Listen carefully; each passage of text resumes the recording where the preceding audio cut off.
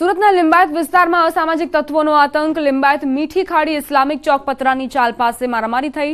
થોડાક દિવસ પહેલા પણ આતંક મચાવતા અસામાજિક તત્વોનું લિંબાયત પોલીસ દ્વારા સરઘસ કાઢવામાં આવ્યું હતું।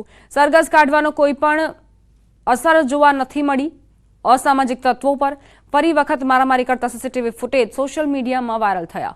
લાકડાના ફટકા સાથે લોકોને ધમકાવતો વિડીયો વાયરલ થયો। લિંબાયત પોલીસ દ્વારા રીઢા ગુનેગારોનો સરઘસ કાઢવાથી કોઈ પણ અસર નથી થઈ રહી। હવે લિંબાયત પોલીસ દ્વારા કેવા પ્રકારની કાર્યવાહી કરવામાં આવે તે લોકોમાં ચર્ચાઈ રહ્યું છે।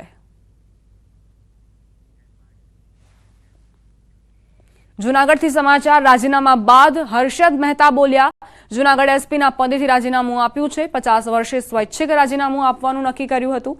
યુવાનોએ પોલીસમાં આવવું જોઈએ। હવે પછીનો સમય પરિવાર સાથે વિતાવીશ।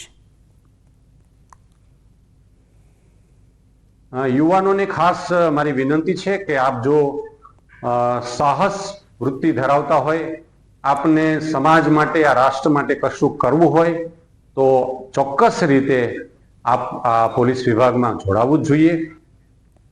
એચએમપી વાયરસને લઈને આરોગ્ય વિભાગ એક્શનમાં। આરોગ્ય વિભાગની બેઠકમાં સમીક્ષા કરાઈ। દરરોજના કેસ ઉપર નજર રાખવામાં આવી રહી છે।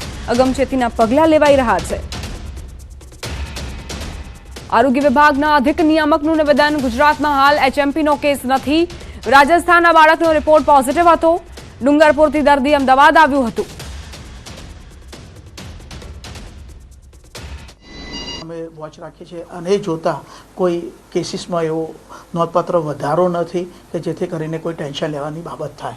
પણ અગમચેતીના ભાગરૂપે કારણ કે અન્ય દેશમાં થાય છે એટલે અન્ય દેશના કારણે એક કેર લેવાય અને કેર લેવાય એ માટેની એક સરકારી તંત્ર તરીકે અમે તૈયારી રાખેલી છે। ગુજરાતની અંદર પણ ગઈકાલે એક ખાલી પોઝિટિવ કેસ એક જોવા મળેલો હતો અને એ પણ રાજસ્થાનથી દર્દી આવેલું હતું। ડુંગરપુરના ગામનું કોઈ રહેવાસી હતું અને ત્યાંથી એ દર્દી અહીંયા ટ્રીટમેન્ટ માટે આવેલું હતું અને એના વાયરલના લક્ષણો જણાયા હતા। મહત્વપૂર્ણ સમાચાર। ગુજરાતમાં એચએમપી વાયરસના પગપેસારાને લઈ રાજકોટ સિવિલ હોસ્પિટલ તંત્ર સાબદું બન્યું છે। એચએમપી વાયરસના કેસને પહોંચી વળવા સિવિલમાં 10 બેડનો અલાયદો વોર્ડ ઉભો કરાયો। આ અંગે સિવિલ હોસ્પિટલના અધિકારીએ જણાવ્યું કે ઓક્સિજન અને વેન્ટિલેટર સહિતની પૂરતી વ્યવસ્થા કરાઈ છે। સાથે દવાઓ અને ઇન્જેક્શનનો પૂરતો જથ્થો ઉપલબ્ધ કરવામાં આવ્યો છે। જરૂર પડે બેડની સંખ્યા વધારવા માટે પણ સિવિલ હોસ્પિટલનું તંત્ર સજ્જ બન્યું છે। પીડીઓ હોસ્પિટલ ખાતે આઇસોલેશનની 10 બેડની વ્યવસ્થા ઊભી કરેલી છે।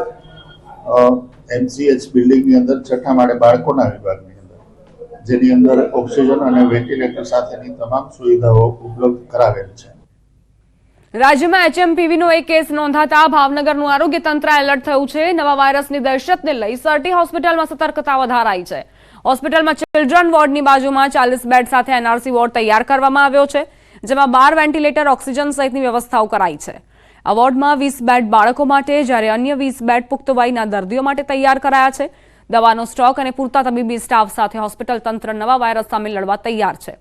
કોઈ પણ પ્રકારના લક્ષણ જણાય તો તુરંત જ સારવાર લેવાની તબીબો સલાહ આપી રહ્યા છે કે કોઈને પૂછ્યા વગર દવા ન લેવા માંડે, કારણ કે અત્યારે તમે સાંભળ્યું છે કે એન્ટીબાયોટિક રેઝિસ્ટન્સ છે ને એક બહુ મોટી વસ્તુ છે અને પેલું કહેવાય ને કે શરદી તમે દવા લો તો અઠવાડિયે મટે, ન લો તો 7 દિવસે મટે। એટલે આમાં સપોર્ટિવ કેર લેવાની છે કે ભાઈ શેડા આવે છે તો એનું કરવાનું છે। દરેકમાં એન્ટીબાયોટિક જરૂરી હોતી નથી, એટલે ડૉક્ટરને પૂછ્યા વગર પોતાની સ્વ ટ્રીટમેન્ટ કરવી નહીં। વલસાડના ભાગડાવાળા ગામમાંથી ગટરમાંથી મૃતદેહ મળતા ચકચાર મચી। મૃતદેહ ભાગડવાળા ગામના જ રહેવાસી રામજીભાઈ ટંડેલનો હોવાનું ખુલ્યું। મહત્વનું છે કે નોકરીમાંથી રિટાયર્ડ થયેલ રામજીભાઈ નિવૃત્ત જીવન ગાળતા હતા, પરંતુ ગત રાત્રિથી તેઓ ઘરેથી કથામાં જવા નીકળ્યા બાદ પરત ફર્યા ન હતા, પરંતુ ત્યારબાદથી તેઓ ગુમ થયા હતા। જ્યારે હવે ગટરમાંથી તેમનો મૃતદેહ મળતા ગામમાં ખળભળાટ મચ્યો છે। મૃતદેહ મળતા લોકોએ મૃતકના પરિવાર અને પોલીસની જાણ કરી છે। જોકે વ્યક્તિની હત્યા કે આત્મહત્યા અંગે પોલીસે તપાસ હાથ ધરી। સુરત જિલ્લામાં હત્યાની ઘટનાઓ બનવાનો સિલસિલો યથાવત। વધુ એક હત્યા થયેલી હાલતમાં અજાણ્યા વ્યક્તિનો મૃતદેહ મળી આવ્યો। સુરતના કડોદરા નજીક હરિપુરા પાસે ઝાડી ઝાંખરામાંથી મૃતદેહ મળ્યો। માથાના ગળાના ભાગે ઘાના નિશાન મળી આવ્યા। ઘટનાના પગલે કડોદરા પોલીસ સ્થળ પર દોડી ગઈ। પોલીસે મૃતદેહનો કબજો લઈને આગળની કાર્યવાહી હાથ ધરી। વડોદરાના માંજલપુરમાં રોયલ મેળામાં બનેલી દુર્ઘટના મામલે હવે FSL દ્વારા તપાસ કરવામાં આવી છે. મિની હેલિકોપ્ટર રાઇડ્સનો દરવાજો ખુલી જતા બાળકો નીચે પટકાયા હતા. FSLના ઉચ્ચ અધિકારીઓ પોલીસને સાથે રાખી ઘટના સ્થળે પહોંચ્યા હતા. તમામ રાઇડ્સની તપાસ કરતા સંચાલકો મંજૂરી વગર 4 રાઇડ્સ ચલાવતા હોવાનું સામે આવ્યું. તપાસ પૂર્ણ થઈ રિપોર્ટ પોલીસને સોંપી કાર્યવાહી કરવામાં આવશે.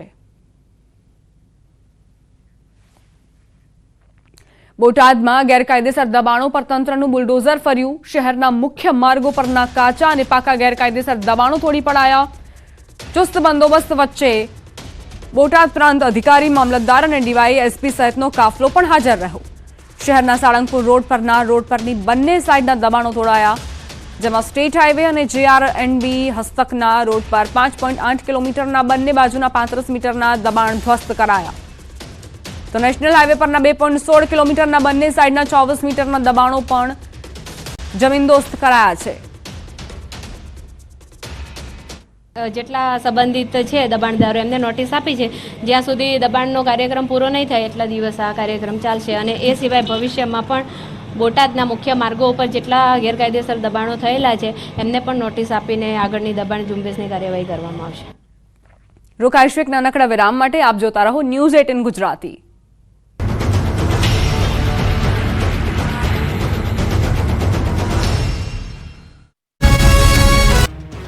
ભુજ તાલુકાના કંઢેરાઈ ગામમાં આજે સવારે 6 વાગ્યાના અરસામાં એક યુવતી 540 ફૂટ ઊંડા બોરવેલમાં પડી જતા સમગ્ર કચ્છમાં ચકચાર પ્રસરી છે. વાડીમાં ખેતમજૂરી કરતા શ્રમજીવી પરિવારની 21 વર્ષની પુત્રી ઇન્દિરા બોરવેલમાં પડી જતા સ્વજનો સાથે ગ્રામજનોમાં ભારે ગમગીનીનો માહોલ છવાઈ ગયો. ઘટનાના પગલે કચ્છ જિલ્લા કલેક્ટર, પોલીસ વડા, ભુજ વહીવટીતંત્રની ટીમ સાથે ફાયર વિભાગ અને 108 એમ્બ્યુલન્સની ટીમ ખડેપગે બચાવ કામગીરીમાં જોડાયું.